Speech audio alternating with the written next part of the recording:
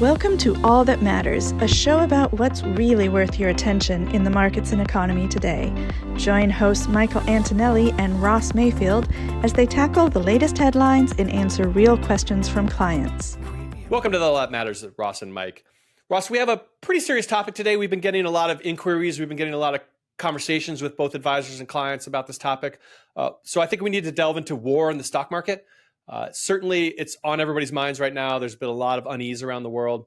For the purposes of this conversation, Ross and I are going to talk about the kind of impact that war has on stocks and investing and money. We're going to leave aside the impact of historical and political and social. That's really not in our purview. We really want to hyper focus on your money in the stock market. So we'll break this down into three parts. We're going to talk a little bit about kind of do global conflicts affect the stock market and how. Then we'll give a couple historical examples. We want to do a little bit of storytelling around other events in history that may have impacted people and their money. And then we'll kind of wrap up with our conclusions at the end of this. So Ross, I'm going to kick it over to you to start. It's a big question, obviously, and it's complex, but we're going to try to make this simple for our listeners and our viewers here. Do global conflicts affect the stock market? They can. Well, I'm glad you asked it. It is the important question. It's the one that we've been getting. And I appreciate that up top, you addressed how we're framing this conversation, because there's obviously a human tragedy occurring in Israel right now. But our job is to shepherd our clients' money, investing towards their goals. And that's what we're going to, focus on for this brief video. So can they matter for the stock market? Yes, they can. They have, and they haven't throughout history. The big thing that I think we're going to return to this throughout the video, is that context matters. The domestic economy, the global economy, what's happening in the world, are interest rates up or down? The context matters so much, because ultimately the question that we have to get back to is whatever we're asking about, some geopolitical event or exogenous event, does it impact corporate earnings? Does it impact the U.S. consumer? Today, the U.S. economy is pretty strong. We're going to print a really strong third quarter GDP. The labor market is tight as a drum.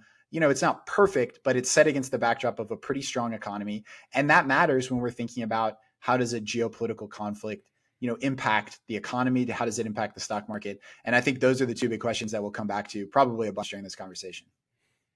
I wish it was as easy as saying yes or no. And believe me, when we do these videos, I wish we could just get up here and say, yes, it does, or no, it doesn't. There's so much complexity to it. Like Ross says, it's very context dependent. What's the current state of the economy? What's the current state of a U.S. consumer? I will say this: wars and the stock market, wars can affect volatility, which is just kind of how much are things moving? How nervous are people? It absolutely can affect volatility. It can also absolutely affect commodity prices. Large, dangerous parts of the world see global trade go through them, or oil go through them. So it can affect commodity prices, and that can have an impact both on the companies and the earnings of the United States. In this instance, we are here in 2023. It's not as bad as it has been in the past, because the U.S. is now a very large oil producer. We're basically the world's largest oil producer. So we ourselves can help mitigate the impact on oil prices of a conflict in a very oil-rich region of the world. But it is very context dependent. And Ross and I have got two stories for you to kind of really hammer home that point, to drive home that point. I'll start, and then Ross can finish with his story. So what does history tell us about wars and the stock market? Let me step back into the past to World War II really briefly. I want to take you back to 1941. It was a bad year in the stock market. We got dragged into the conflict. Pearl Harbor happens. We get pulled into World War II. A bad year for the stock market. 1942, the very next year, ended up being a good year for the stock market. Did we win the war? Was it over? Why was it better this 1942, even though the war would rage for years longer? Well, there was a little battle out west called the Battle of Midway that happened in June of 1942. At that point, the market knew that the war in the Pacific was going to be won by the U.S. The context was things were bad in 41 and bad in 42. Then a turning point happened. We win a big battle, and the conflict in the Pacific was inexorably going to move towards the United States, and then we would move on to Europe. So the context helped shape the stock market's reaction. Bad times started to get better after the Battle of Midway. So Ross, let's hear your story where maybe the opposite happened.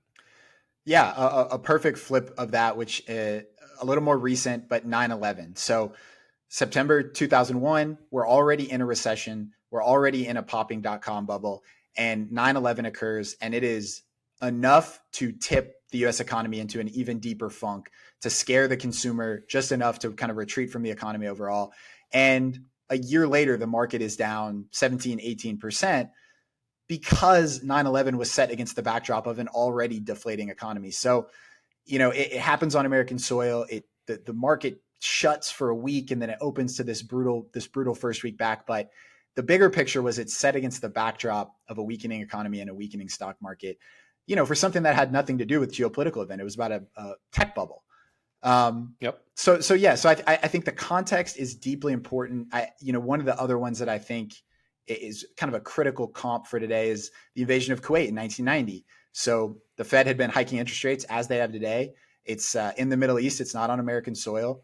Oil price shock leads to a minor recession in the US. I mean, that's exactly the kind of environment we're in today, where the Fed has been hiking, where oil prices have popped up a lot in the last couple of months.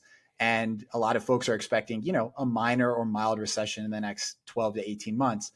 Context matters deeply. What's happening in the economy, what's happening in the stock market, what's happening in the labor market are all super important for how these events color our world. What you really want to be doing is asking yourself the following question. And I think this is easy enough for you to ask it to yourself, when you're feeling nervous about your money or when you're feeling nervous about the economy. Is the average US consumer afraid? Is the average US consumer afraid? Now, you might think that, you talk to somebody and they're afraid. You have to think about the entire economy. Think about somebody who lives in Fargo, North Dakota, or Oshkosh, Wisconsin, or Lexington, Kentucky, or Austin, Texas. Think about the entire US economy. Is the average consumer afraid? Which means something has spooked them so much that they're pulling back from going to restaurants and they're not going to Disney World and they're pulling back their spending. And 9/11 is the perfect example of that. We all just got afraid. We all retreated into ourselves. We kind of disengaged from the economy. Is that happening now? We got a retail sales report this morning that says that retail sales are at an all-time high. Ross mentioned GDP doing very well. It actually is. We may get one of the strongest quarters since 2021. And the labor market's really strong. So there's nothing in the data right now that suggests that the average US consumer is afraid. Can that change? Yes. And Ross, I want to switch to this part, which is kind of our conclusions. Ross, what would happen could we actually tell people what was going to happen if we knew how the events would play out? No, I mean, so first of all, the future is unknowable.